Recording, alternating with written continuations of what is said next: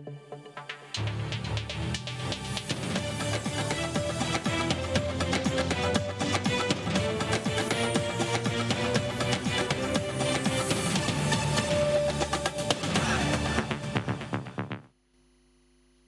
দর্শক, আমি খান মোহাম্মদ রুমেল স্বাগত জানাচ্ছি সম্পাদকীয়তে। বাঙালি জাতির কাঁধে সবচেয়ে ভারী লাশটি চাপিয়ে দেওয়া হলো ৪৫ বছর আগে। একটি স্বাধীন জাতির আত্মপ্রকাশের মহানায়ককে ভুলেটে চাজরা করা হলেও তার স্বপ্ন রয়ে গেছে ৫৬,০০০ বর্গ মাইলের প্রতিটি মানুষের মন ও মগজে। শাহাদাত বার্ষিকীর এই দিনে এই নিয়ে আমাদের আজকের সম্পাদকীয় বঙ্গবন্ধুর স্বপ্ন। আর এই বিষয়ে আলোচনার জন্য আমাদের সঙ্গে সরাসরি যোগ দিয়েছেন অ্যাডভোকেট সম রেজাউল করিম এমপি, মন্ত্রী মৎস্য ও প্রাণী সম্পদ মন্ত্রণালয়। আছেন অধ্যাপক ডক্টর আবু সাইদ, সাবেক তথ্য প্রতিমন্ত্রী, এবং রিয়াজউদ্দিন আহমেদ, সিনিয়র সাংবাদিক। দর্শক, আপনারা ওই আলোচনায় সরাসরি অংশ নিতে পারবেন। এজন্য টেলিভিশনের পর্দায় দেওয়া নম্বরে ফোন করতে হবে। এছাড়া ফেসবুকের মাধ্যমে আপনাদের মন্তব্য পাঠাতে পারেন। আলোচনা শুরুর আগে দেখে নেব এখনকার প্রধান শিরোনামগুলো। জাতীয় শোক দিবসে বঙ্গবন্ধুর প্রতিকৃতি ও বনানী কবরস্থানে শ্রদ্ধা। জাতির পিতাকে হত্যায় প্রত্যক্ষ মদত ছিল জিয়াউর রহমানের, ফাঁসি কার্যকরের আগে মাজেদের জবানবন্দি। প্রত্যক্ষদর্শীর বয়ানে সিনহার গাড়ির অবস্থান সহ ঘটনার পুরো চিত্র। টেকনাফে শামলাপুর চেকপোস্টে নতুন তদন্ত কর্মকর্তা। নির্ভয়ে তথ্য দিতে সবাইকে অনুরোধ। রাজবাড়ীতে ব্যবসায়ীকে পেটানোর পর বিলের পানিতে চুবিয়ে হত্যা। পুলিশের সহযোগিতায় বাড়ি থেকে তুলে নেয়ার অভিযোগ, বিক্ষুব্ধ গ্রামবাসীর হামলা। বাংলাদেশ থেকে কোভিড এমনিতেই চলে যাবে, ভ্যাকসিন প্রয়োজন নেই। স্বাস্থ্যমন্ত্রীর এই আস্থায় সন্দেহ বিশেষজ্ঞদের, করোনায় আরও ৩৪ জনের মৃত্যু। এবং আন্তর্জাতিক ক্রিকেট থেকে অবসর নিলেন মহেন্দ্র সিং ধোনি। সামাজিক যোগাযোগ মাধ্যমে ঘোষণা, বিদায় জানালেন সুরেশ রায়নাও।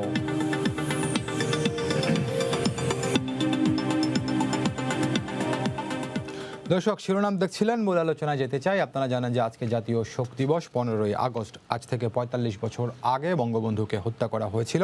তো সেই দিনটিতে আজকে আমরা আলোচনা করতে চাই বঙ্গবন্ধুর স্বপ্ন নিয়ে। আর এই জন্য আমাদের সঙ্গে যারা যুক্ত হয়েছেন তারা সবাই আমাদের অধ্যাপক আবু সাইদ বঙ্গবন্ধুকে খুব কাছে থেকেই দেখেছেন, সম রেজাউল করিমও দেখেছেন, রিয়াজ ভাই তো দেখেছেনই, গণমাধ্যম কর্মী হিসেবেও দেখেছেন, পরবর্তীতে দেখেছেন। তো তাদের কাছ থেকে সে অভিজ্ঞতাগুলো জানবো। শুরুতে আমি যুক্ত হতে চাই অধ্যাপক ডক্টর আবু সাইদের সঙ্গে।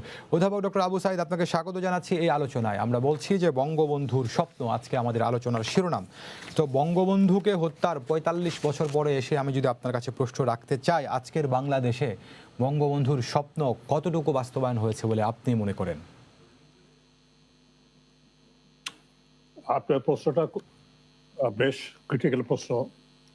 তারপরে বলতে চাই, আপনার প্রথমে যে কথা বলেছেন, বিশাল ভয়াবহ একটা লাশ, আমি তো মনে করি না। আমি এটাকে মনে করি রক্ত মাখা বুক জুড়ে স্বদেশের ছবি তিনি লিখে গেছেন। সে যাই হোক, বঙ্গবন্ধুর স্বপ্ন কথাটা প্রতিটি মানুষই স্বপ্ন দেখে। এক প্রাণী জগতের মানুষই কেবলমাত্র স্বপ্ন নাকি দেখে, এরকম শুনেছি আমি। আর কেউ কেউ রাতে ঘুমের স্বপ্ন দেখে, আবার কেউ বা অনেকেই দিনের স্বপ্ন দেখে। অনেকে তার সামনে যে স্বপ্ন আছে, যে স্বপ্নটা তাকে তাড়া করে বেড়ায়, বুঝতে হবে সে একটা লক্ষ্য নিয়ে, একটা আদর্শ নিয়ে সামনের দিকে এগিয়ে যাচ্ছে, এবং অহনই সেই স্বপ্নটা তাকে তাড়া করে। বঙ্গবন্ধু এমন একজন মানুষ ছিলেন যিনি দেশভাগের পরেই এসে, আগের কথা যদি বলেন অনেক কথা আছে, আমি বলছি না, দেশভাগের পরেই স্বপ্ন দেখেছিলেন, যেমনটি আমরা পাকিস্তান জেনারেলদের বইতে পাই।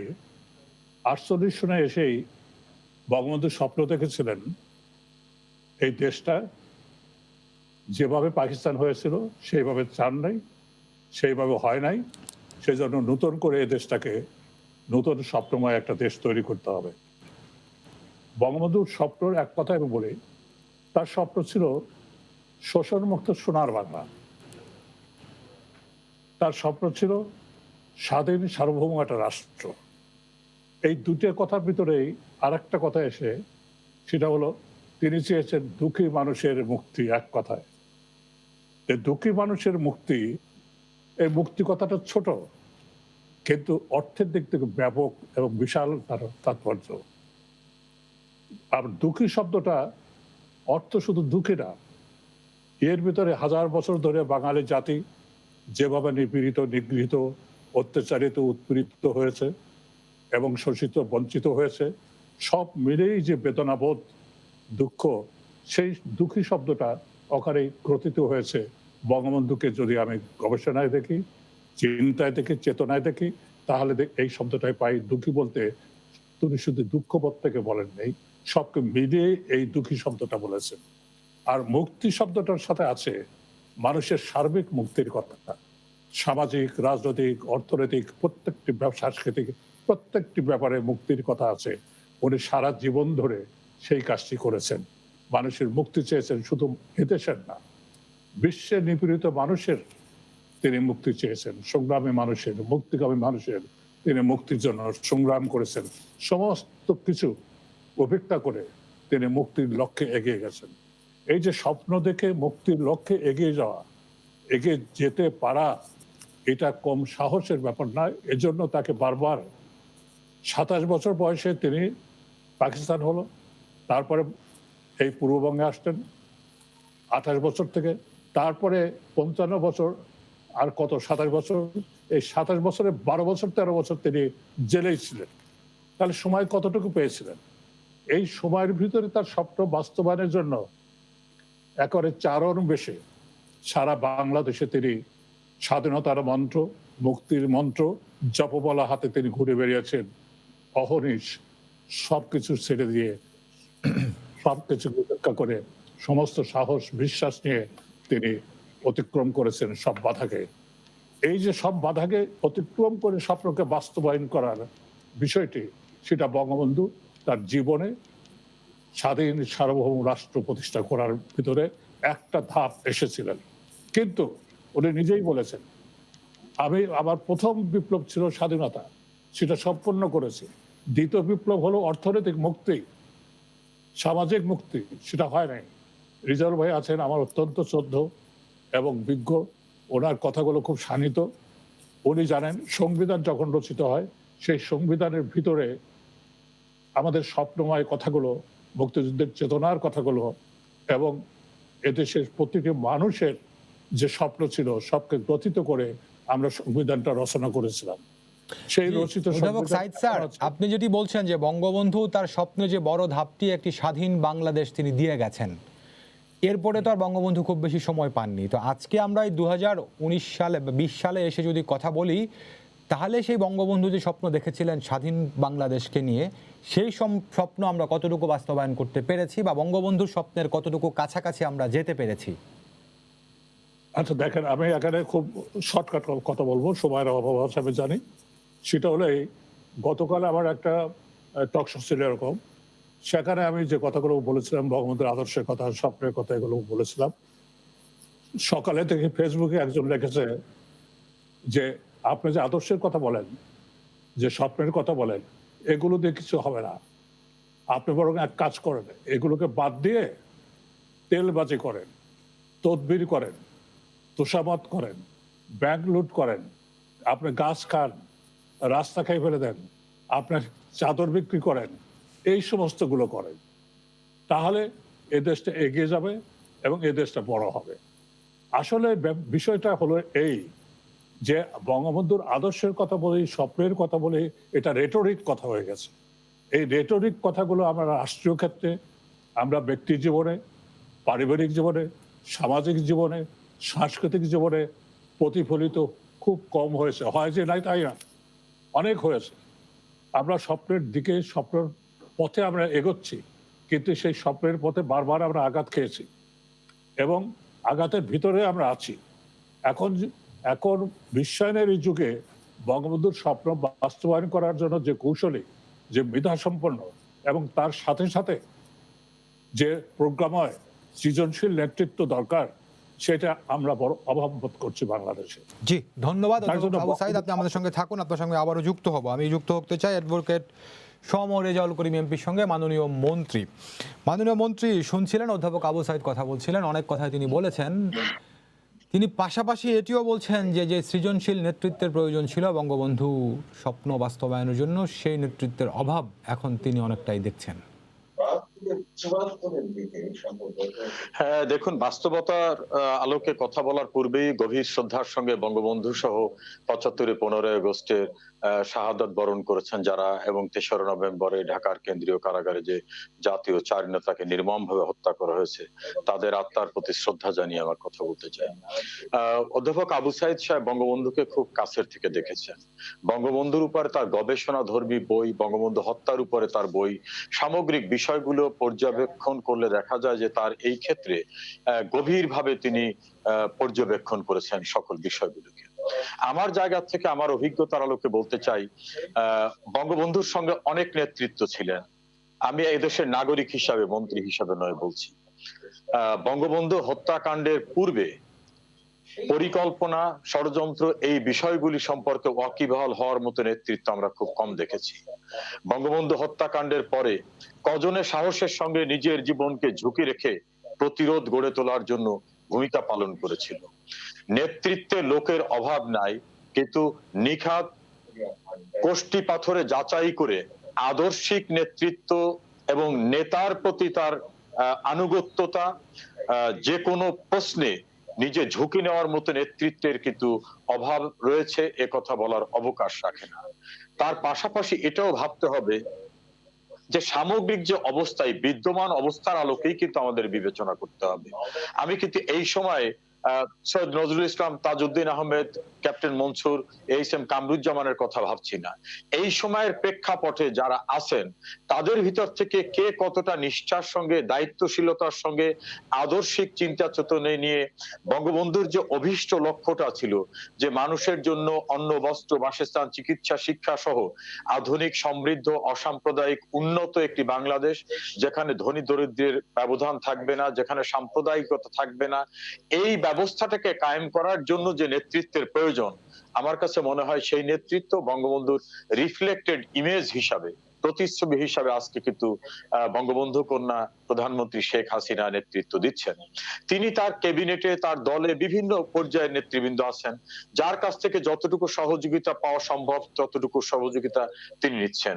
কিন্তু মুখ্য জায়গাটায় সেই নেতৃত্ব কিন্তু তাকেই ধারণ করে করতে হচ্ছে।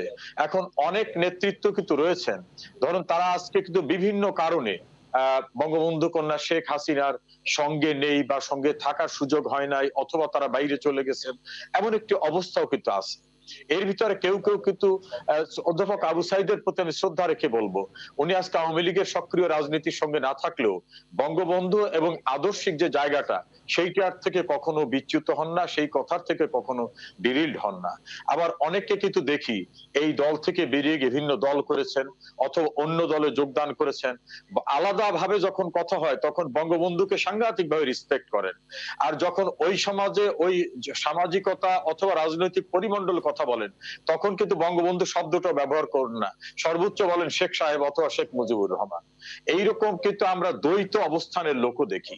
এখন যেটা আবু সাইদ সাহেবের প্রত্যাশার জায়গা আমি যতটুকু উপলব্ধি করেছি, আমি মনে করি বঙ্গবন্ধু আওয়ামী লীগেরই সম্পদ নয়, বঙ্গবন্ধুর দেশের সম্পদ, জাতির সম্পদ।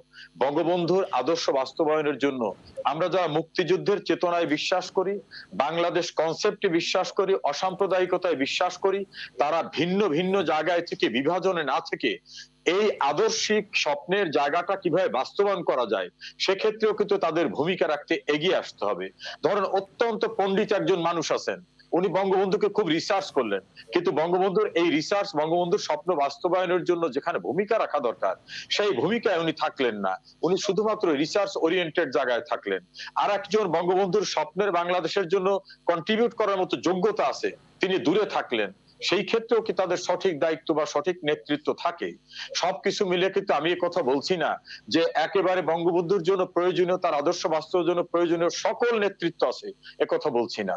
তবে আমাদের সৌভাগ্য হলো ৭৫-১৫ আগস্টের সেই বিভীষিকাময় ভয়ঙ্কর ঘটনার পরে অন্তত আল্লাহ রব্বুল আলামিনের অশেষ রহমতে আমরা শেখ হাসিনা শেখ রেহানাকে পেয়েছি।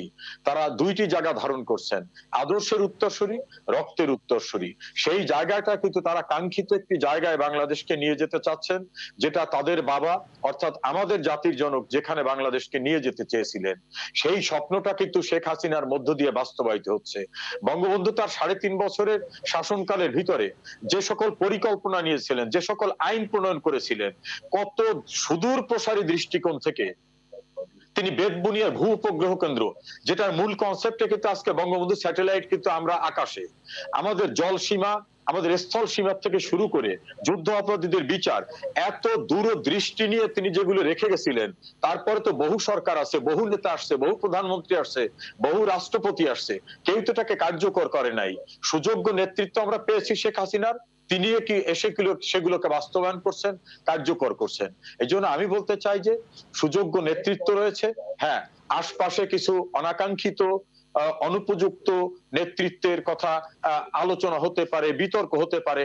আমি নিজেও মনে করি যে কেউ আমরা আলোচনার ঊর্ধ্বে না, সমালোচনার ঊর্ধ্বে না, কিন্তু আমরা যদি ব্যালেন্স অফ কনভেনিয়েন্স এবং ইনকনভেনিয়েন্স এর কথা ভাবি, সামগ্রিকভাবে আমরা ভারসাম্যতার কথা ভাবি, তাহলে দেখবেন একটা সুযোগ্য নেতৃত্বই কিন্তু আজকে বাংলাদেশের মানুষের যে টার্গেটটা ছিল, যে কোনো মানুষ না খেয়ে থাকবে না, কোনো মানুষ বন্য বস্ত্র বাসস্থান চিকিৎসা শিক্ষা আধুনিক বাংলাদেশের সকল সুযোগ সুবিধা পাবে, অসাম্প্রদায়িকতা বাংলাদেশে থাকবে, সেই জায়গায় কিন্তু আমরা পৌঁছাতে অনেকটাই পেরেছি। আজকে কিন্তু আমাদের গড় আয়ু কত, আমাদের বৈদেশিক মুদ্রা রিজার্ভ কত, মাথা পিছু আমাদের বৈদেশিক মুদ্রার মানটা কত, সেই সকল বিষয় যদি হিসাব করেন, নারীর ক্ষমতায়নের জায়গা যদি দেখেন, শিশু মৃত্যুর হার যদি দেখেন, স্বাস্থ্য ব্যবস্থার কথা বলেন, আমাদের সামগ্রিক ব্যবস্থা হিসাব করলে এই জাতীয় একটি অত্যন্ত খারাপ অবস্থায় থাকা দেশকে যেখানে নিয়ে যাওয়া হয়েছে, এটা কিন্তু সঠিক নেতৃত্ব রয়েছে বিধায় কিন্তু নিয়ে যাওয়া সম্ভব হয়েছে।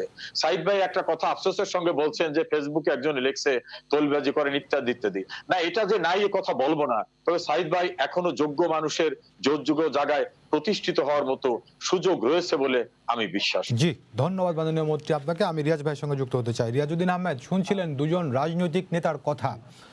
সাইদ ভাই মোটামুটি যেটি বলেছেন তার সঙ্গে কিছু কিছু জায়গায় হয়তো মাননীয় মন্ত্রী একমত, আবার বেশিরভাগ জায়গায় একমত নন। আপনি একজন জ্যেষ্ঠ সাংবাদিক হিসেবে তৃতীয় নয়নে কি দেখেন, আসলে বঙ্গবন্ধুর স্বপ্নের কতটুকু কাছাকাছি আমরা যেতে পেরেছি? ধন্যবাদ আপনাকে।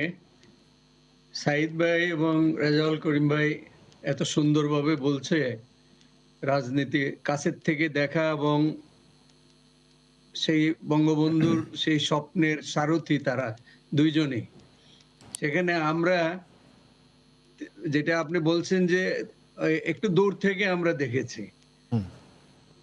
সাইদ ভাই যে কথাটা বললো যে বঙ্গবন্ধুর স্বপ্নের দ্বিতীয় ধাপ শুরু হওয়ার আগেই তো এই দুর্ভাগ্য নেমে আসলো, কিন্তু এই স্বপ্নের পরিধি অনেক বড়, অনেক দীর্ঘ। এই স্বপ্ন বাস্তবায়নের জন্য যে নেতৃত্ব দরকার, যে প্রয়াস দরকার, সেটা রেজাউল করিম ভাই ঠিকই বলছেন যে শেখ হাসিনা এটাকে সামনে এগিয়ে নিয়ে যাচ্ছে। কিন্তু দুঃখের বিষয় যে উনি যে যে যাদের সহযোগিতা দরকার, যে সৎ নেতৃত্ব, ডেডিকেটেড লিডারশিপ, এইটার কিছুটা অভাব আছে। কারণ আমাদের রাজনীতিবিদের অভাব, প্রচন্ড অভাব। পার্লামেন্টের দিকে তাকাইলে আমাদের কষ্ট হয় যে এখানে কোথায় রাজনীতিবিদ, কোথায়? এখানে তো শুধু এমপি। তো এই এই এই জায়গা থেকে আমাদের আরো ডেডিকেটেড একদল লোক দরকার, যেটা বঙ্গবন্ধুর স্বপ্ন বাস্তবায়নের জন্য, এবং বঙ্গবন্ধুর স্বপ্নের দ্বিতীয় ধাপ যেটা মুক্তির সংগ্রাম, যেটা মুক্তির স্বপ্ন, সেই মুক্তির স্বপ্ন বাস্তবায়ন করতে হলে যে সৎ নেতৃত্ব দরকার, দুর্নীতিমুক্ত সমাজ দরকার, এই জায়গাটা বড় অভাব। এইটা বঙ্গবন্ধু নিজেই বলে গেছেন।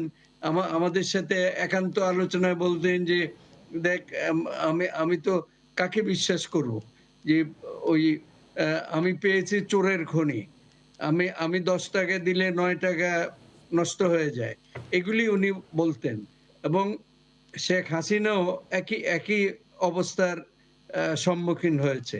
এমন সব লোক রাজনীতিবিদের আবরণে, এই যে ইদানিং যেগুলি দেখলাম আমরা, সারা জাতি দেখলো, এরা কারা? এরাই স্বপ্নকে বিধ্বস্ত করে ফেলে, এরাই স্বপ্নকে নস্যাৎ করে ফেলে। কিন্তু বঙ্গবন্ধুর স্বপ্ন বিশাল স্বপ্ন।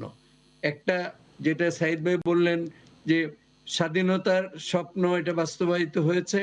আমরা গর্বিত স্বাধীন দেশের নাগরিক, বাঙালি আমরা। এই ব্যাপারে আমরা কৃতজ্ঞ বঙ্গবন্ধুর প্রতি। বঙ্গবন্ধু না হলে হয়তো এই স্বাধীন দেশের স্বাদ আমরা অনুভব করতে পারতাম না।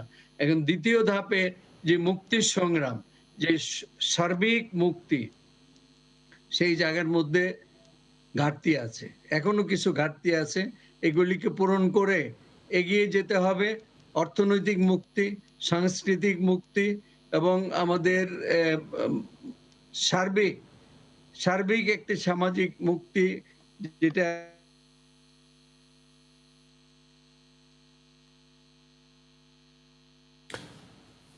জি রিয়াজ ভাই, আপনার মাইক্রোফোনটি মিউট হয়ে গেছে, আপনি মিউটটা তুলে কথা বলুন, আমরা শুনতে পাচ্ছি না আপনার কথা।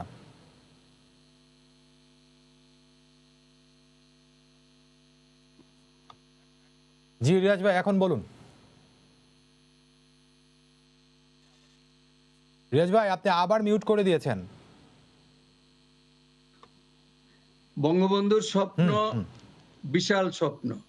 তিনি তো বিশাল স্বপ্ন দেখতেন এবং এখনো তার বক্তৃতা, আজকেও তিনি বলতেছিলেন যে কার টাকায় আপনি মানে অফিসার সাহেব, কার টাকায় আপনি উকিল সাহেব, কার টাকায় আপনি সাংবাদিক সাহেব,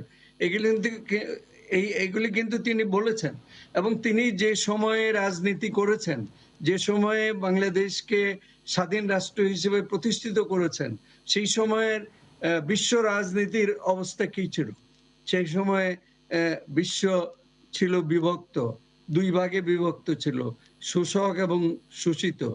এবং বঙ্গবন্ধু কিন্তু ঘোষণা দিয়ে বলেছিলেন যে তিনি শোষকের বিরুদ্ধে। তো সেটা কিন্তু আমরা দেখেছি। তার যারা বিশ্ব পরিমণ্ডলে যারা নেতা ছিলেন, যারা তার সাথে কাজ করেছেন, আপনার মার্শাল টিটু, তারপরে আপনার ওই সময়ে বিশ্ব বিভাজন, স্নায়ু যুদ্ধের পরিপ্রেক্ষিতে সেই সময়ে বঙ্গবন্ধুকে বলা হয়েছিল যে আপনি আলেন্দে হবেন নাকি পণ্ডিত জওহরলাল নেহেরু হবেন, এরকমও মানে কলাম লেখা হয়েছিল, যে এডিটোরিয়াল লেখা হয়েছিল যে কোন পথে আপনি যাবেন।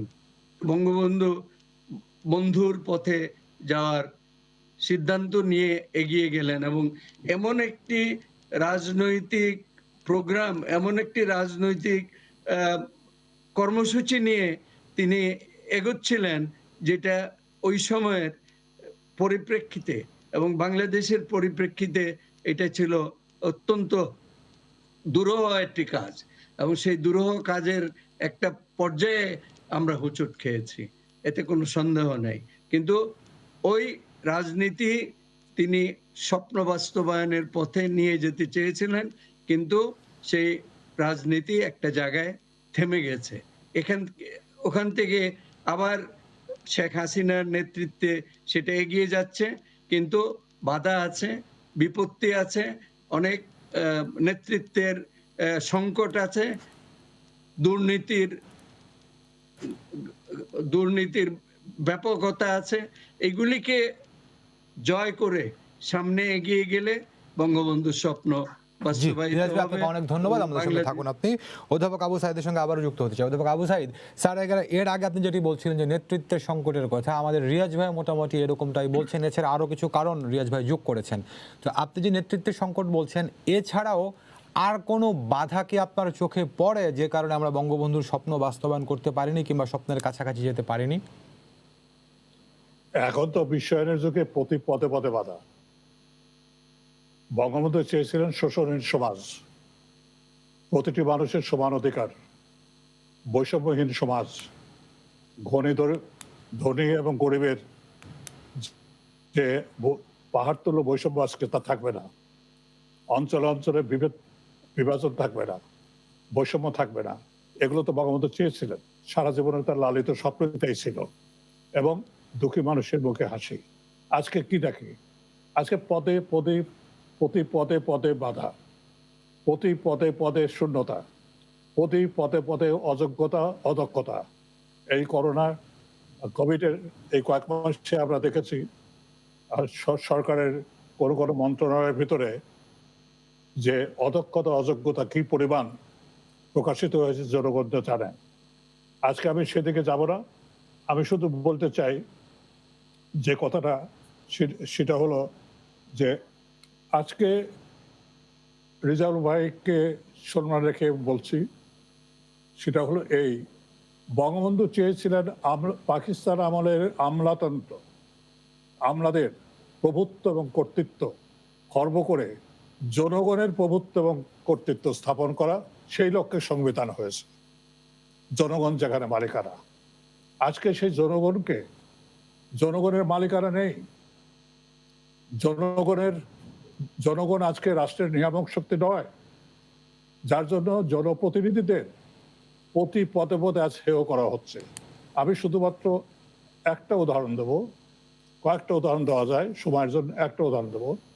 আজকে যে আমলাতন্ত্র বঙ্গবন্ধু ভেঙে ফেলে দিতে চেয়েছিলেন, তিনি বলেছিলেন ইডেন বিল্ডিং এ, তখন সেক্রেটারিয়েট ছিল ইডেন বিল্ডিং এ আমি ক্ষমতাকে কুক্ষিগত করতে চাই না, ক্ষমতাকে আমি ছড়িয়ে দিতে চাই জনগণের মাঝে, জনগণের ক্ষমতায়ন করতে চাই। আজকে দেখা যাচ্ছে কি, আমলাতন্ত্রের বিকাশ, তার কর্তৃত্ব এবং তার আধিপত্য এত বিস্তার লাভ করেছে তা বলার মতো না। শুধু তাই নয়, আজকে এই যে কোভিড গেল, এখানে প্রত্যেক জেলায় 96 সালে আমি দেখেছি সরকার প্রধান তখন বঙ্গবন্ধু কন্যা শেখ হাসিনা আমাদের দায়িত্ব দিয়েছিলেন 96 থেকে 2001 পর্যন্ত, যে ডিস্ট্রিক্টকে সমন্বয় করার জন্য, পরিকল্পনার জন্য, কার্য তদারকের জন্য আমাদের কর্তৃত্ব দিয়েছিলেন মন্ত্রীদের। আর আজকে মন্ত্রী বলেন, এমপি বলেন, সবার উপরে আমলাদের বসিয়ে দেওয়া হয়েছে। আমলারা সমন্বয় করবে, তারাই তদারকি করবে। তাহলে জনগণের প্রতিনিধি যারা আছে তাদেরকে কিভাবে অপমান করা হচ্ছে, কিভাবে তাদেরকে অবহেলা করা হচ্ছে, এটা কি যারা জনপ্রতিনিধি আছেন তারা কি উপলব্ধি করেন, অনুধাবন করেন? অনুধাবন করলে তাহলে পথ এবং প্রক্রিয়াকে আমরা কোন অবস্থায় আছি। বঙ্গবন্ধু তো চেয়েছিলেন জনগণের ক্ষমতায়ন, এখানে আমলার ক্ষমতায়ন হয়েছে। আজকে ইনডিমনিটি দিয়ে আমলাদের গ্রেপ্তার করা যাবে না যে পর্যন্ত এটা চার্জশিট হয়। সাধারণ মানুষের জন্য এটা প্রযোজ্য নয়, আমলাদের জন্য প্রযোজ্য। এমনি করে এই যে দেখেন কয়েকদিন আগে যে কক্সবাজারের ঘটনা ঘটেছে, সেখানে কত সাংঘাতিকভাবে মানুষের জীবন আজকে মূল্যহীন, জীবনের গ্যারান্টি নাই যেটা সংবিধানে আমরা দিয়েছিলাম, যে যার জন্য আমরা যুদ্ধ করেছিলাম, সেই জীবনের গ্যারান্টিহীন একটা বিষয় বঙ্গবন্ধু কোনোদিন চিন্তা করেন নাই। হ্যাঁ, ইনডেমনিটি মুক্তিযোদ্ধাদের বঙ্গবন্ধু দিয়েছিলেন, কিন্তু এখন ইনডেমনিটি কাদের দেওয়া হয়েছে আপনি হিসাব করে দেখেন। যারা 14 বছর জেলের ভেতর ছিল তাদের ইনডেমনিটি দিয়ে বের করে দেওয়া হয়েছে। এগুলো পত্র পত্রিকায় বিভিন্ন জায়গায় আসছে। আমি দুই একটা উদাহরণ দেব না, এগুলো দরকারও নাই। তবে আমি মনে করি যে আমলাতন্ত্র যত বেশি দুর্বার হবে, যত বেশি শক্তিশালী হবে, দুর্নীতি তত বাড়বে, অট্টালিকা তত বড় হবে, স্ট্রাকচারাল ডেভেলপমেন্ট তত বড় হবে, কিন্তু হিউম্যান ডেভেলপমেন্ট হবে না, মানব সম্পদের উন্নয়ন হবে না। আজকে মেধার ঘাটতি আছে, আজকে আমাদের আদর্শবোধের ঘাটতি আছে। এ সব কিছু হয়েছে একটা কারণে, যে আমরা মেধার পিছনে ছুটছি না, আমরা ছুটছি অর্থের পিছনে। যে জাতি, যে মেধার লোকেরা অর্থের পিছনে ছোটে, সেই জাতি কোনোদিনও ভবিষ্যতের দিকে, বঙ্গবন্ধুর স্বপ্ন তো দূরের কথা, এই রাষ্ট্র পরিচালনার ক্ষেত্রেও দারুণভাবে একটা দুর্বলতার ভিতরে পড়বে, একথা আমি দায়িত্বহীনভাবে বলতে পারি। জি, ধন্যবাদ আজকে স্যার, আমাদের সঙ্গে থাকুন আপনি। আমি একটু মাননীয় মন্ত্রীর সঙ্গে যুক্ত হতে চাই। অ্যাডভোকেট সমর রেজাউল করিম, শুনছিলেন যে অধ্যাপক আবু সাইদ বলছিলেন, আপনি অনেক উন্নয়নের কথা, ভালো কাজের কথা সেগুলো বলেছেন। পাশাপাশি অধ্যাপক আবু সাইদ যে বিষয়টি বলছেন যে এই বিচার বহির্ভূত হত্যাকাণ্ডের কথা তিনি ইঙ্গিত করছেন, আমলাতন্ত্রের দাপট তিনি দেখছেন। আমাদের রিয়াজ ভাই বলেছেন যে ব্যাপক দুর্নীতির ব্যাপকতা। তো এই বিষয়গুলো যখন আসে তখন আপনাদের সেই ভালো কাজ এবং সেই উন্নয়নমূলক কাজগুলোকে এই নেতিবাচক কর্মকাণ্ডগুলো ম্লান করে দেয় কিনা? হ্যাঁ, অবশ্যই আমি মনে করি যে আমাদের অনেক ভালো কাজকে বিতর্কিত করে দেয় এই জাতীয় কর্মকাণ্ডগুলি। তবে সেই ক্ষেত্রে আমি বিনয়ের সঙ্গে, সাইদ ভাই একজন পণ্ডিত মানুষ, আমি বিনয়ের সঙ্গে কিছু কিছু বিষয়ে দ্বিমত পোষণ করি। সেটা হচ্ছে ইনডেমনিটি, ইউজুয়াল ইনডেমনিটি বলতে যে জিনিসটা বোঝায়, আপনি দেখেন লিগালি কিন্তু ইনডেমনিটি অর্ডিন্যান্স জারির ভিতর বঙ্গবন্ধু হত্যা বিচার কার্যক্রম বা ৭৫ 15 আগস্ট থেকে শুরু করে ১৯৭৯ সালের ৬ এপ্রিল পর্যন্ত যে যারা ক্ষমতায় ছিলেন তাদের সকল কৃতকর্মকে বৈধতা দেওয়া হলো। সেটা ছিল একটা ইতিহাসের জঘন্যতম কালাকানুন ইনডেমনিটি। পরবর্তীতে কিন্তু অপারেশন ক্লিন হার্টে যারা সম্পৃক্ত ছিল তাদের বাঁচাবার জন্য একটা দায়মুক্ত অধ্যাদেশ ছিল, ইনডেমনিটি ছিল, সেটা ২০০৬, যেটা হাইকোর্টের রায় বাতিল হয়ে যায়। এখন কিন্তু বর্তমান সরকার, পার্টিকুলারলি আমি বলতে পারি মাননীয় প্রধানমন্ত্রী শেখ হাসিনা সরকার কিন্তু এই অপারেশন ক্লিন হার্ট বলুন, ক্রস ফায়ার বলুন বা অন্য কোনো কিছুর জন্য কিন্তু কোনো লিগাল ইনডেমনিটি নাই। সে কারণেই কিন্তু নারায়ণগঞ্জের ঘটনায় কিন্তু ৭ খুনের ঘটনায় সেনাবাহিনীতে কর্মরত কর্মকর্তাদের আইনের আওতায় আনা সম্ভব হয়েছে। বিডিআর কিলিং এর ঘটনায় কিন্তু অনেককে আইনের আওতায় আনা সম্ভব হয়েছে। অনেক জায়গায় পুলিশ, র্যাব, এমনকি র্যাবের ভিতর তো অনেকেই সম্পৃক্ত থাকে, আর্মির লোক থাকে, আনসারের লোক থাকে, পুলিশের লোক থাকে, তারা বিভিন্নভাবে লিগ্যাল প্রসিডেন্স এর মুখোমুখি হচ্ছেন এবং অনেক জায়গায় ক্যাপিটাল পানিশমেন্ট হচ্ছে, মৃত্যুদণ্ড হচ্ছে, মৃত্যুদণ্ড কার্যকর হওয়ার মতো ঘটনা ঘটছে। শেখ হাসিনা কিন্তু প্র্যাকটিক্যালি স্বজন হারানোর বেদনা তিনি যা জানেন, এই জন্য এটা আমরা অনেকেই জানি না। সে কারণেই কিন্তু তিনি কোন অপরাধী দায়ে মুক্তি পাক, এই দায়ে মুক্তির কোন কথা, চিন্তা ভাবনা, কোন সুযোগ দেওয়ার তো প্রশ্নই ওঠে না, তিনি কোথাও দেন না। এখন আমি যেটা বলি যে সবাইকে আমরা ফেরেস্তা করতে পারিনি। আমি মন্ত্রী, আমি মনে করি আমার নিজের অনেক ত্রুটি রয়েছে, এমপি সাহেবদের, রাজনৈতিক দলের নেতাদের বিভিন্ন জায়গায় অনেকের ত্রুটি রয়েছে, কথা অস্বীকার করা যাবে না। কিন্তু রাষ্ট্র ব্যবস্থার পক্ষ থেকে কিন্তু কোনোভাবেই তাদেরকে লিগালি কোনো ইনডেমনিটি দেওয়া হয় না। ধরেন একটা হলো, ক্রস ফায়ার হলো, ক্রস ফায়ারের পরে কিন্তু এইটাকে একজন ম্যাজিস্ট্রেট ইনকোয়ারি করে, এটাই স্বাভাবিক নিয়ম। ইনকোয়ারি করে তিনি একটা রিপোর্ট দিয়ে দেন যে এটা জাস্টিফাইড ছিল, আত্মরক্ষার জন্য বা সিচুয়েশনের কারণে এটা করতে হয়েছে। এভাবে কিন্তু একটা প্রসেসের মধ্য থেকে অনেক রক্ষা পেয়ে যায়।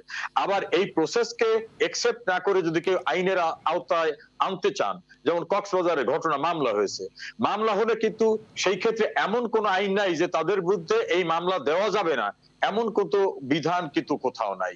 একইভাবে যারা দুর্নীতি করেন, রাষ্ট্র কিন্তু দুর্নীতিবাজদের কোনোভাবে ইনডেমনিটি দিচ্ছে না। এখন অনেকের দুর্নীতি অত্যন্ত গোপনীয়ভাবে হচ্ছে, অনেকের দুর্নীতি দৃশ্যমান হয় না, কিন্তু এ কথাও তো সত্য, স্বাধীন বাংলাদেশের ইতিহাসে প্রধানমন্ত্রী শেখ হাসিনা সরকারের আমলে যত দুর্নীতির মামলা হয়েছে, যত প্রসিডিংস হয়েছে, দেশের বাইরে রপ্তানি হওয়া টাকাও দেশের ভিতরে এসেছে, এ জাতীয় পদক্ষেপ কিন্তু অতীতে কেউ নেয়নি। এইরকম অনেক ঘটনা কিন্তু অনেক সরকার আমলে হয়েছে, তারা কিন্তু চোখ কান বন্ধ করে রয়েছেন। কিন্তু প্রধানমন্ত্রী শেখ হাসিনা বলছেন অপরাধ যে করবে, দুর্নীতি যে করবে, তার দলীয় পরিচয় আমার কাছে মুখ্য না। আওয়ামী লীগের অনেক নেতারা, তাদের বিরুদ্ধে চার্জশিট হয়েছে, মাননীয় প্রধানমন্ত্রী শেখ হাসিনা সরকার আমলে দুর্নীতির মামলা হয়েছে, কারো কারো কিন্তু সাজাও হয়েছে। যদি ওই অন্ধ দৃষ্টি ক্ষমতার থেকে থাকতো তাহলে অন্তত এই দলের নেতারা বা এই দলের প্রভাবশালী ব্যক্তির এই অবস্থা হতো না। সাম্প্রতিক সময় দেখেন আমাদের সহযোগী কতগুলি সংগঠনের নেতৃবৃন্দের মেয়াদ শেষ হওয়ার আগেই তাদেরকে কমিটি বাতিল করা, তাদের অনেকে কারাগারে পাঠানো, অনেকের বিরুদ্ধে লিগ্যাল প্রসিডিংস হয়েছে, তদন্ত চলছে, কারো চার্জশিট হয়ে গেছে, নানাভাবে চলছে। আর আমি এ কথা একবারও অন্ধের মতো বলবো না যে আমরা সব বন্ধ করতে পেরেছি। এখন দায়িত্ব যদি আমাকে দেওয়া হয়, আমি সঠিকভাবে পালন না করি, দায়িত্ব যদি রিয়াজ ভাইকে দেওয়া হয় বা আপনাকে দেওয়া বা সাইদ ভাইকে দেওয়া হয়, রাষ্ট্রযন্ত্র কিন্তু পরিচালিত হয় বিভিন্ন স্টেজের, এক স্তর থেকে স্তর ভিত্তিক। এখন এর ভিতরে অনেক জায়গায় কিন্তু আবর্জনা জন্মেছে। এই আবর্জনা বলতে আমি বলবো হঠাৎ করে টাকার মালিক হওয়া, হঠাৎ করে বড় লোক হওয়া, হঠাৎ করে নেতা, হঠাৎ করে মন্ত্রী হওয়া, এমপি হওয়া, এই যে নেশায় পড়েছে একটা শ্রেণী, এই নেশায় পড়ার জায়গা থেকে কিন্তু আমরা সকলকে রাতারাতি বের করে আনতে পারছি না। তার জি, ভিতরে রেজা ভাই, একটি বিষয় আপনি যেটি বলছিলেন যে দুর্নীতির ক্ষেত্রে আপনারা ব্যবস্থা নেওয়া হচ্ছে, অনেকেই প্রশ্নটি তোলেন যে দুর্নীতির ব্যাপকতা যতটুকু ততটুকু ব্যবস্থা নেওয়া হচ্ছে কিনা। আরেকটি বিষয় আমি প্রশ্ন রাখতে চাই, যেটি আমলাতন্ত্রের দাপটের কথা বলছিলেন, তো সেটি হচ্ছে এই যে আপনি যেটি বললেন যে একটি ক্রসফায়ারের ঘটনা ঘটলে হয়তো একজন ম্যাজিস্ট্রেট তদন্ত করেন, তিনি যদি বলেন জাস্টিফাইড তাহলে তো একরকম, কিন্তু এই যে ম্যাজিস্ট্রেট তিনিও কিন্তু বেশিরভাগ ক্ষেত্রে নির্বাহী ম্যাজিস্ট্রেট, আপনার জুডিশিয়াল ম্যাজিস্ট্রেট নন। তার মানে হচ্ছে আমলাতন্ত্রের দাপটটা কিন্তু রয়েই গেছেন, যার গুলিতে মারা গেলেন তিনিও আমলাতন্ত্রের অংশ, যিনি তদন্ত করছেন তিনিও আমলাতন্ত্রের অংশ। এই কারণেই কিনা আমাদের এই বিচার বহির্ভূত হত্যাকাণ্ড কমছে না। না, আমি সাইদ ভাইয়ের এই প্রসঙ্গতে আলোচনাটা, আমি নিজেও এই সব বিষয়ে আমার ব্যক্তিগত কিছু রিজার্ভেশন রয়েছে। আমি একটা জিনিস মনে করি, যেটা প্রধানমন্ত্রী শেখ হাসিনার বিভিন্ন সময় তার বক্তব্যের ভিত্তিতে আমরা যেটা জেনেছি, যেটা বুঝতে পেরেছি, তিনি কিন্তু অতীতের আমলাতান্ত্রিক ব্যবস্থার পরিবর্তনের পক্ষে। এজন্য কিন্তু তিনি মনে করেন যে সেনাবাহিনী প্রতিরক্ষার জন্য শুধু না, আমাদের কটা বর্ডারে যুদ্ধ হওয়ার সম্ভাবনা, আমাদের যুদ্ধের মুখোমুখি কবে হওয়ার সম্ভাবনা, তাহলে কি সেনাবাহিনী বসে থাকবে? প্রাকৃতিক দুর্যোগে, দেশের অন্য ক্রাইসিসে সেনাবাহিনীকে আমরা কাজে লাগাই। একইভাবে সচিবরা শুধু সচিবালয়ে বসে থাকবেন তা না, এই করোনা ভাইরাসকালীন সময় ডিসি, ইউনো, আমাদের ইউনিয়ন পরিষদ পর্যন্ত সঠিকভাবে প্রসিডিউর অনুযায়ী কর্মকাণ্ড হচ্ছে কিনা সেটা মনিটর করার জন্য তাদের দেওয়া হয়েছে দায়িত্ব। একইভাবে কিন্তু আমরা যারা সংসদ সদস্য রয়েছি, উপজেলা চেয়ারম্যান, মেয়র রয়েছে, ইউনিয়ন চেয়ারম্যান, প্র্যাকটিক্যাল কাজ কিন্তু ফিল্ডে তারাই করতেছে। একটা রিলিফ ডিস্ট্রিবিউশন কিন্তু করতেছেন ইউনিয়নের মেম্বার, চেয়ারম্যান, উপজেলা চেয়ারম্যান, ভাইস চেয়ারম্যান, অন্যান্যরা। কিন্তু তাদের মাথার উপরে আমলাতন্ত্র। শোনেন, আমলাতন্ত্র কিন্তু সেই আগের আমলাতন্ত্র এখন নাই। এখানে কিন্তু বাংলাদেশের মানুষরাই সচিব হচ্ছে, তারাও কিন্তু এই মাটির মানুষ। তবে আমি মনে করি অবশ্যই জনপ্রতিনিধিদের প্রাধান্য রেখেই আমলাদের কাজ করার সুযোগ। প্রধানমন্ত্রী কিন্তু কোথাও বলেন নাই যে জনপ্রতিনিধিদের বাদ দিয়ে আমলা তোমাদেরকে সকল দায়িত্ব দিয়ে দিলাম। তিনি একটা পায়াস উইশ নিয়ে, একটা সদ ইচ্ছা নিয়ে প্রতিটি জেলায় এক একজন সচিবকে মনিটরিং এর দায়িত্ব দিয়েছেন। তার অর্থ এই নয় যে ওই জেলার যারা জনপ্রতিনিধি আছেন তাদেরকে উপেক্ষা করে সচিবদেরকে প্রাধান্য দিয়েছেন। আমরা সকলে মিলে কাজ করতে হবে। এই দেশটা কিন্তু পাকিস্তান আমলের দেশ না। এখানের আমলাকেও প্র্যাকটিক্যাল কাজ করতে হবে, আর্মিকে করতে হবে, সাংবাদিককে করতে হবে, রাজনৈতিক কর্মীকে করতে হবে। আমাদের সকলে মিলে কিন্তু দেশে কাজ করার দায়িত্ব আছে। একটা রাষ্ট্র কিন্তু একক ব্যক্তি ভিত্তিক, রাষ্ট্র ভিত্তিক না। জনগণ রাষ্ট্র, দায়িত্ব এবং কর্তব্য পারস্পরিক মিলে সকলে মিলেই কিন্তু রাষ্ট্র ব্যবস্থা পরিচালিত হয়। জি, ধন্যবাদ মাননীয় মন্ত্রী। রিয়াজ ভাইয়ের সঙ্গে যুক্ত হতে চাই। রিয়াজ ভাই, এর আগে আপনি যেটি বলছিলেন যে সংসদের দিকে তাকালে প্রকৃত রাজনীতিবিদ খুব বেশি চোখে পড়ে না, বরং অন্যান্য পেশাজীবীরাই সংসদ সদস্য হয়ে যাচ্ছেন, তো এটি কিন্তু আসলে আজকে আমরা যদি এই সংসদের কথা বলি, ক্রমান্বয়ে প্রতিটি সংসদে দেখছি বেড়েছে। তা আপনার কাছে কি মনে হয়, কেন? কারণ রাজনীতি তো এখন একটা পণ্যে পরিণত হয়েছে। রাজনীতির বেচা কিনা হয়, রাজনীতি নিয়ে ব্যবসা করা হয়। তো এই কারণে রাজনীতি যারা এটা মানে পলিটিক্স এবং পার্লামেন্ট, এখানে তো ইনভেডেড বাই নন পলিটিশিয়ান। আপনি দেখেন একটা গবেষণায় বেরিয়েছে যে 60-70% এমপি তারা ব্যবসায়ী, তারা রাজনীতির কোনো ব্যাকগ্রাউন্ড তাদের নাই, এবং এরাই কিন্তু দুর্নীতির বাহক। আপনি দেখেন একজন এমপি কুয়েতে যেয়ে দুর্নীতি করেছে, কুয়েতের একজন জেনারেলকে সে দুর্নীতির জালে আবদ্ধ করেছে। তিনি কি একজন ইন্ডিপেন্ডেন্ট এমপি, এখানে এমপি হয়ে গেলেন কিভাবে? ওনার স্ত্রীও এমপি হয়ে গেছেন। তারপরে ধরেন আপনি ওই যে টেকনাফের বদি, সে বদিকে ড্রাগ স্মাগলিং এর কারণে তাকে নমিনেশন দেওয়া হলো না, মানুষ স্বস্তির নিঃশ্বাস ফেললো, কিন্তু কি করা হলো? তার স্ত্রীকে নমিনেশন দেওয়া হলো। এইভাবে এই politics has been invaded by corrupt people and non politician. এই জায়গাটা কি করে ক্লিন করা যাবে? রাজনীতির আরো অনেক বেদি আছে, সেগুলির মধ্যে গেলাম না, ওগুলি তো আরো গভীরে। এটাকে ক্লিন করতে হলে আরো গভীরে যেতে হবে। তো সেটা তো আস্তে আস্তে যেতে হবে, এবং না গেলে যদি এই দুর্নীতি মুক্ত পলিটিক্স না করা যায়, তাহলে তো বঙ্গবন্ধুর স্বপ্নই থেকে যাবে। এটাকে কে আগায় নিয়ে যাবে? বঙ্গবন্ধুর যে আদর্শ, তিনি যে স্বপ্ন দেখেছিলেন, এই স্বপ্ন সামনে নিয়ে যেতে হলে একদল আদর্শবাদী রাজনীতিক দরকার। একদল একদল আদর্শবাদী রাজনীতি। রিয়াজ ভাই, আদর্শবাদী রাজনৈতিক নেতার চেয়ে আদর্শবাদী রাজনৈতিক সিস্টেমটা কি বেশি জরুরি কিনা আপনার কাছে কি মনে হয়? না, নিশ্চয়ই সিস্টেম তো আমাদের এই যে সিস্টেম, এটা তো একটা সাংবিধানিক সিস্টেম, আমাদের ওয়েস্টমিনিস্টার টাইপ অফ ডেমোক্রেসি, এগুলি সবই আছে, কিন্তু এগুলি তো কিতাবে আছে, গোয়ালে নাই। জি, গোয়ালে আনতে হবে। জি, ধন্যবাদ রিয়াজ ভাই গোয়ালে আপনাকে। আনতে হবে। জি, ধন্যবাদ রিয়াজ ভাই আপনাকে। অধ্যাপক আবু সাইদ আপনার সঙ্গে যুক্ত হতে চাই, খুব বেশি সময় নেই, অল্প কথায় বলবেন। তারপরে হয়তো আমাদের নানান সীমাবদ্ধতা আছে, নানান কিছু আমরা যতটুকু চেয়েছিলাম, কাঙ্ক্ষিত ছিল ততটুকু অর্জন করতে পারিনি। তারপরে আজকের এই শোক দিবসে আমরা আশায় বুক বাঁধতে পারি কিনা, অধ্যাপক আবু সাইদ স্যার? অবশ্যই আশা নিয়ে এগিয়ে যেতে হবে। নিরাশার কোনো স্থান নাই। হতাশা মানুষকে কিছুই দেয় না। সেজন্য আশায় উদ্দীপ্ত হয়ে যে স্বপ্নময় সোনার বাংলা আমরা করতে চেয়েছিলাম বঙ্গবন্ধুর নেতৃত্বে, যে যেখানে আছি সেই অবস্থার ভিতরে আমাদের সেই কাজটি করে যেতে হবে। আর একটা কথা বলতে চাই, সেটা হলো এই, বঙ্গবন্ধুকে দলীয় বৃত্তে বেঁধে রাখার দিন নেই। যারা রাখতে চান তারা বঙ্গবন্ধুকে আমি বলবো ছোট করছে, যারা রাখতে চান তারা বঙ্গবন্ধুর অবমূল্যায়ন করছেন, এবং এইভাবে রাখতে রাখতে বঙ্গবন্ধু আরো ছোট হয়ে যাবে। বঙ্গবন্ধু সব দলের, সব মতের, সব মানুষের, বাংলাদেশের শুধু না, বিশ্বের নিপীড়িত মানুষের। তিনি দলীয় নেতা নন, জাতীয় নেতা, বিশ্ব নেতা। তাকে সেইভাবেই দেখতে হবে। সেই জন্য তার স্বপ্ন যে ছিল অর্থনৈতিক মুক্তি, এই মুক্তি অর্জন করার জন্য তিনি বারবার বলেছেন। আমার পাবনায় নগরবাড়ি ঘাটে যে বাঁধ উদ্বোধন করতে গিয়েছেন, সেখানে বলছেন আমার দরকার হলো সামাজিক আন্দোলন, সামাজিক বিপ্লব। সামাজিক আন্দোলন বিপ্লব করতে গেলে যে নিবেদিত কর্মী এবং কর্মী বাহিনী দরকার, আজকে আওয়ামী লীগের ভিতরে এই কোভিডে এবং রিলিফ দেওয়ার ভিতর দিয়ে দেখা যায়। কি দেখলাম আমরা? আমার কাছে ছবি আছে, প্রধানমন্ত্রী এখান থেকে সাহায্য পাঠিয়েছেন, সেই সাহায্যের উপরে লেখা আছে গণপ্রজাতন্ত্রী বাংলাদেশ সরকার। পরে কি লেখা আছে? ওই এলাকার এমপির ছবি দিয়ে বড় করে লেখা আছে জনাব অবকের সৌজন্য এটা দেওয়া হলো। আবার অনেক মেয়র সাহেবের, অনেক ইউনিয়ন পরিষদের এইভাবে। অর্থাৎ কি কি দেখতে পাচ্ছি আমরা? আমরা দেখতে পাচ্ছি বঙ্গবন্ধু ছবি ছোট করে, তার স্বপ্ন ছোট করে, আমার আত্মস্বার্থের জন্য আমরা বঙ্গবন্ধুকে ব্যবহার করছি পণ্য হিসাবে। জি, ধন্যবাদ। আত্মস্বার্থের জন্য কেউ কেউ বঙ্গবন্ধুকে ব্যবহার করছেন পণ্য হিসেবে। অ্যাডভোকেট সমর রেজাউল করিম। সবাই ব্যবহার করছি। জি, সেই সবাই ব্যবহার থেকে বঙ্গবন্ধুকে মুক্ত করে আজকে আনতে হবে।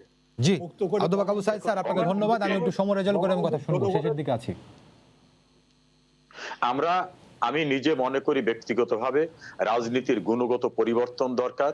রাজনীতির সৃজনশীলতা এখন সময়ের অনিবার্য প্রয়োজন, এবং সেটা লক্ষ্য হতে পারে বঙ্গবন্ধুর ছোট্ট দুইটা বই, কারাগারের রোজনামচা এবং অসমাপ্ত আত্মজীবনী। এই দুইটা বইকে যদি আমরা পড়ি এবং বইটাকে যদি একটু ধারণ করি, তাহলে দেখা যাবে যে আমি অনিয়ম, অনৈতিকতা, সম্পদের দিকে আমার যে লোলুপ দৃষ্টি আছে, এই দৃষ্টির থেকে বেরিয়ে আসতে পারবো। আর একটা কথা বলি, আমরা কিন্তু বঙ্গবন্ধুকে মনে করি আওয়ামী লীগের সম্পদ না। বঙ্গবন্ধু দেশের সম্পদ, জাতির সম্পদ, বিশ্বের মেহনতি মানুষের সম্পদ। কিন্তু এ কথাও তো সত্য, এই বঙ্গবন্ধুকে এই বাংলাদেশে কিন্তু এমন নিষিদ্ধ ঘোষণা করা হয়েছিল যে বঙ্গবন্ধুর ভাষণটি প্রকাশ করার সঙ্গে সঙ্গেই কাউকে কাউকে ধরে পিটিয়ে মেরে ফেলার মতো ঘটনা ঘটছিল। পত্র পত্রিকায়, টেলিভিশনে বঙ্গবন্ধু ছিল নিষিদ্ধ। 21 বছর আন্দোলন সংগ্রাম করার পরে কিন্তু আমরা আবার মুক্তিযুদ্ধের চেতনা, বঙ্গবন্ধু শব্দটাকে কিন্তু সামনে আনতে পেরেছি। অনেকে কিন্তু বঙ্গবন্ধুকে লালন করেন, ধারণ করেন, ব্যক্তিগতভাবে অনেক সময় বলেন, কিন্তু যখন ফোরামে যান তখন কিন্তু ওই যে বললাম, বঙ্গবন্ধু শব্দটা ব্যবহার করেন না। শেখ সাহেব বলেন অথবা শেখ মুজিব বলেন। বঙ্গবন্ধুকে সবার ধারণ করা উচিত, বঙ্গবন্ধুকে সবার বিশ্বাস করা উচিত, আদর্শ হিসাবে গ্রহণ করে আওয়ামী লীগের ভিতরে যদি বঙ্গবন্ধুর পরিপন্থী আদর্শের পরিপন্থী যারা কাজ করে তাদেরকেও আস্থা করে নিক্ষেপ করা উচিত। একইভাবে স্বাধীন সার্বভৌম বাংলাদেশ যা বঙ্গবন্ধুর অবদান, সেই দেশে থেকেও যারা বঙ্গবন্ধু নিয়ে নির্বিচারে জঘন্য সমালোচনা মিথ্যাচার করে তাদের বিরুদ্ধেও কিন্তু স্বাধীন বাংলাদেশের নাগরিক হিসাবে আমাদের সোচ্চার হওয়া উচিত। জি, আমরা সেই আশা করি বঙ্গবন্ধুর অসাম্প্রদায়িক চেতনার বাংলাদেশ নিয়ে আমরা এগিয়ে যাব, বঙ্গবন্ধুর স্বপ্ন বাস্তবায়ন হবে, সেটি আমাদের আজকের দিনের প্রত্যাশা। অধ্যাপক ডক্টর আবু সাঈদ, অ্যাডভোকেট সমর রেজাউল করি এবং রিয়াজউদ্দিন আহমেদ, আপনাদের তিনজনকে অসংখ্য ধন্যবাদ। দর্শক, আপনাদের সবাইকে ধন্যবাদ জানিয়ে শেষ করছি আজকে সম্পাদকীয়। আগামীকাল আবারও দেখা হবে রাত 10টায়। দেখার আমন্ত্রণ রইল। শুভরাত্রি।